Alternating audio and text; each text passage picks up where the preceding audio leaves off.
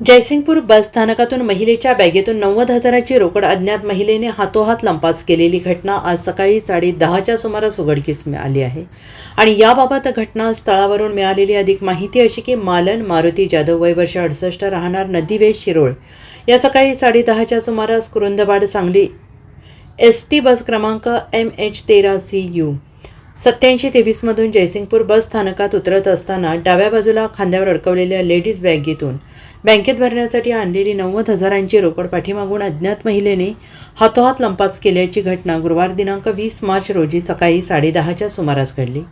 आणि या घटनेची माहिती समजताच जयसिंगपूर पोलीस घटनास्थळी दाखल झालेले आहे. सदर घटनेच्या अनुषंगाने बस स्थानकातील CCTV फुटेज तपासून जयसिंगपूर पोलीस अज्ञात महिलेचा शोध घेत आहेत. Bureau report SBN Marathi, Jaysingpur.